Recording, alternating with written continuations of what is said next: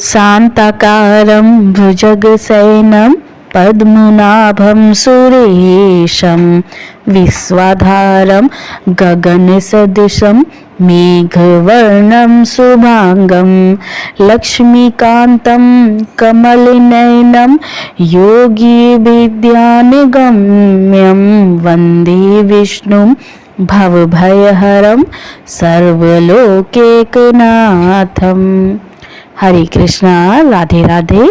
आइए श्रवण करते हैं कार्तिक मास महात्म्य अध्याय 8। नारद जी बोले, अब मैं कार्तिक व्रत के उद्यापन का वर्णन करता हूँ, जो सब पापों का नाश कराने वाला है। व्रत का पालन करने वाला मनुष्य कार्तिक शुक्ल चतुर्दशी को व्रत की पूर्ति और भगवान विष्णु की प्रीति के लिए उद्यापन करे। तुलसी के ऊपर एक सुंदर मंडप बनाए, उसे केले के खंभों से संयुक्त कर नाना प्रकार की धातुओं से उसकी विचित्र शोभा बढ़ाए।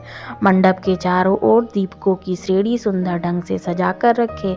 मंडप में सुंदर बंधनवारों से सुशोभित 4 दरवाजे बनाए, उन्हें फूलों से तथा चवर से सुसज्जित करे। द्वारों पर पृथक पृथक मिट्टी के द्वारपाल बनाकर उनकी पूजा करे। उनके नाम इस प्रकार हैं: जय, विजय, चंड, प्रचंड, नंद, सुनंद, कुमुद और कुमुदाच।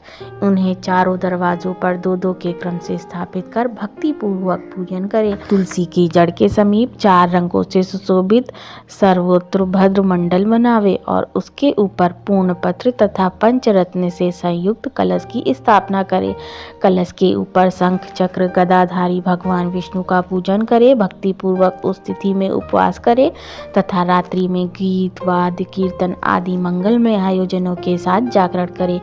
जो भगवान विष्णु के लिए जागरण करते समय भक्ति पूर्वक भगवत संबंधी पदों का गान करते हैं, वे सैकड़ों जन्मों की पाप राशि से मुक्त हो जाते हैं। जो मनुष्य भगवान के निमित्त जागरण करके रात्रि भर भगवान का कीर्तन करते हैं, उनको असंख्य गौदान का फल मिलता है। जो मनुष्य भगवान की मूर्ति के सामने नृत्य गान करते हैं, उनके अनेकों जन्मों के एकत्रित पाप नष्ट हो जाते हैं। जो भगवान के सम्मुख बैठकर कीर्तन करते हैं और बंसी आदि बजाकर भगवत भक्तों को प्रसन्न करते हैं तथा भक्ति से रात्रि भर जागरण करते हैं, उन्हें करोड़ों तीर्थ करने का फल मिलता है। उसके बाद पूर्णिमासी में एक सपत्नी ब्राह्मण को निमंत्रित करें, प्रातःकाल स्नान और देव पूजन करके वेदी पर अग्नि की स्थापना करे और भगवान की प्रीति के लिए तिल और खीर की आहुति दे। होम की शेष विधि पूरी करके भक्ति पूर्वक ब्राह्मणों का पूजन करे और उन्हें यथाशक्ति दक्षिणा दे। फिर उनसे इस प्रकार क्षमा प्रार्थना करें, आप सब लोगों की अनुकंपा से मुझ पर भगवान सदैव प्रसन्न हो। इस व्रत को करने से मेरे 7 जन्मों के किए हुए पाप नष्ट हो जाएं और मेरी संतान चिरंजीवी हो। इस पूजा के द्वारा मेरी सभी मनोकामनाएं पूर्ण हो।